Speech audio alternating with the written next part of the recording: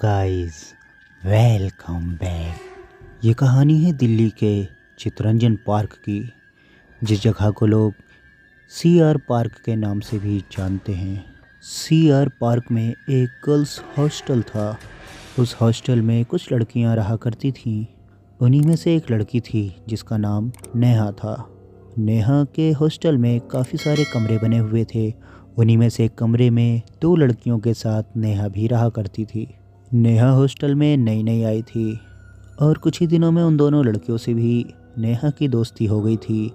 वो दोनों लड़कियां बेड पर एक साथ सोया करती थीं।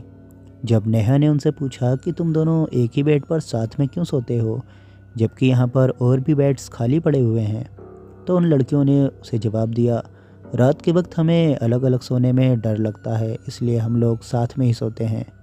इस बात को सुनकर नेहा बहुत हंसी और कहने लगी, भला इस ज़माने में भी तुम्हें भूतों का डर लगा हुआ है, जबकि इस ज़माने में तो दूर दूर तक कहीं भूत की परछाई भी नहीं होती। फिर इसी तरह कुछ दिन बीत गए। उसके बाद अचानक ही एक रोज़ रात के वक्त नेहा अपने बेड पर सो रही थी। फिर नेहा को ऐसा महसूस होने लगा जैसे कि उसके चेहरे को कोई चाट रहा है। जैसे ही नेहा की आँख खुली तो नेहा ने देखा कि वहाँ पर एक अजीब सा काला सा साया एकदम से नेहा के पास से बहुत ज़ोरों से भागा और देखते ही देखते वो कहीं गायब हो गया।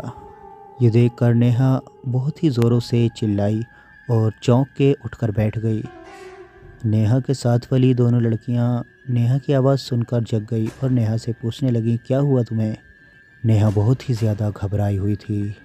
और फिर देखते ही देखते हॉस्टल की काफ़ी लड़कियां नेहा के रूम में आ गईं और वो सभी लोग आकर नेहा से पूछने लगे कि आखिर क्या हुआ तुम्हारे साथ, ऐसा क्या देख लिया तुमने? नेहा ने उन सभी लोगों से कहा, अगर मैं तुम्हें बताऊंगी कि मेरे साथ क्या हुआ तो तुम लोग मुझ पर हंसोगे। हो सकता है ये सब कुछ सपने में हुआ हो या फिर मेरा वहम हो। फिर सब कहने लगे कि अब बता भी दो तुम्हारे साथ क्या हुआ। फिर नेहा ने बताया कि मैं सो रही थी। फिर अचानक ही मुझको ऐसा महसूस होने लगा कि जैसे कि मेरे चेहरे को कोई चाट रहा है, और जैसे ही मेरी आँख खुली तो मैंने देखा कि मेरे पास कोई काली सी परछाई थी और वो देखते ही देखते कहीं गायब हो गई। जब उन सभी लड़कियों ने ये बात सुनी तो कुछ लड़कियां तो हंसने लगी और कुछ लड़कियां इस बात को सीरियस लेने लगीं और पूछने लगीं कि नेहा, क्या वाकई में तुमने कोई काला साया देखा था? नेहा ने बताया कि हाँ, मैंने एक काला साया देखा था और ये सारी बात सच है। अब चाहो तो तुम इस बात को सच मानो या झूठ, लेकिन मुझको कोई फ़र्क नहीं पड़ता। फिर वो सभी लड़कियां अपने अपने कमरों में चली गईं और नेहा के साथ में जो दो लड़कियां रहती थीं, फिर उन्होंने नेहा से कहा, हम इसीलिए एक साथ सोते हैं क्योंकि ये हमारे साथ पहले भी हो चुका है, और जब से हम दोनों जने साथ में सोते हैं तब से हमारे साथ ऐसा कुछ भी नहीं हुआ, और अब तो तुम भी हमारे रूम में आ गई हो, इसलिए हम आराम से यहाँ पर बिंदास सो जाते हैं। फिर नेहा ने पूछा कि तुम्हारे साथ यहाँ पर क्या हुआ था? फिर उनमें से एक लड़की बोली, एक रोज़ रात के वक्त मैं सो रही थी। फिर अचानक ही मेरी आँख खुली। मुझको बहुत ज़ोरों से प्यास लगी हुई थी। जब मैं पानी पीने के लिए उठी तो मैंने देखा जिस बेड पर तुम सो रही हो उस वक्त ये बेड खाली हुआ करता था, लेकिन जब मैंने देखा तो इस बेड के ऊपर कोई चादर ओढ़ कर सो रहा था। तो मैंने सोचा कि यहाँ काजल सो रही होगी, लेकिन जब मैंने काजल के बेड की तरफ देखा तो काजल अपने बेड पर सो रही थी। मैंने तुरंत ही जाकर काजल को जगाया। काजल और मैं कुछ देर तक उसे देखते रहे। उसके बाद हिम्मत करके काजल ने उसकी चादर खींची। जैसे ही काजल ने उसकी चादर खींची तो चादर के अंदर से कोई भी नहीं निकला, यानी कि चादर बिल्कुल खाली थी। और फिर अचानक ही हमारे रूम का दरवाज़ा खुला और बंद हो गया। ऐसा लगा जैसे कि कोई रूम के अंदर से बाहर की तरफ भागा हो, लेकिन फिर भी हम दोनों जने अलग ही अलग सोया करते थे। उसके बाद एक दिन हम दोनों रात में सो रहे थे। फिर अचानक ही ऐसा लगा जैसे कि हमारे कमरे के अंदर कोई टहल रहा है। जैसे ही हम दोनों ने आँख खोल करके देखा तो कमरे के अंदर एक काली सी परछाई चारों तरफ घूम रही थी। काजल ने बहुत हिम्मत करके बोला, कौन हो तुम? लेकिन वो परछाई बिल्कुल भी कोई रिस्पॉन्स नहीं दे रही थी। वो चुपचाप कमरे के अंदर टहले जा रही थी। फिर किसी तरह हिम्मत करके मैंने कमरे की लाइट ऑन कर दी। कमरे की लाइट ऑन होते ही वो परछाई हमारी तरफ देखने लगी। वो बहुत ही ज़्यादा डरावनी सी लग रही थी, इसलिए हम दोनों चीखते चिल्लाते रूम से बाहर भाग गए।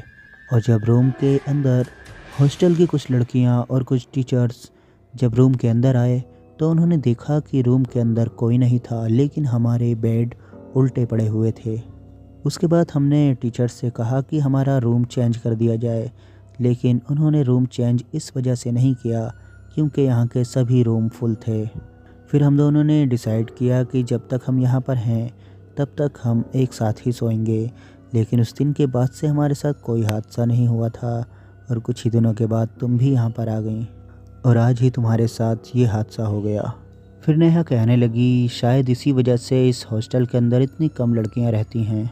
फिर काजल ने बताया नेहा ये सिर्फ हमारे साथ ही नहीं है, यहाँ पर हमसे पहले काफ़ी लड़कियों के साथ ऐसा हो चुका है और उन लोगों को भी यहाँ पर काला साया दिख चुका है, लेकिन आज तक इस काले साए ने किसी को भी नुकसान नहीं पहुँचाया है। इस वजह से भी कुछ लोग यहाँ पर ठहरे हुए हैं। कुछ लोगों का कहना है कि इस हॉस्टल के अंदर एक वॉचमैन हुआ करता था जो रात के वक्त लड़कियों के कमरों में झांका करता था। एक रोज़ उसको ऐसा करते हुए कुछ लड़कियों ने पकड़ लिया था।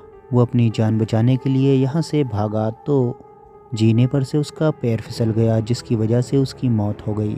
लोगों का कहना है कि वही वॉचमैन रात के वक्त काला साया बन करके इस हॉस्टल के अंदर घूमता है और लड़कियों के कमरे में आता जाता रहता है। फिर अगले ही दिन नेहा को बहुत ज़्यादा डर लगने की वजह से नेहा ने उस हॉस्टल को छोड़ दिया, लेकिन उस हॉस्टल के अंदर ऐसी घटनाएं होना आज तक बंद नहीं हुआ। और ये कहानी यहीं समाप्त हो जाती है। Thanks for watching, bye bye.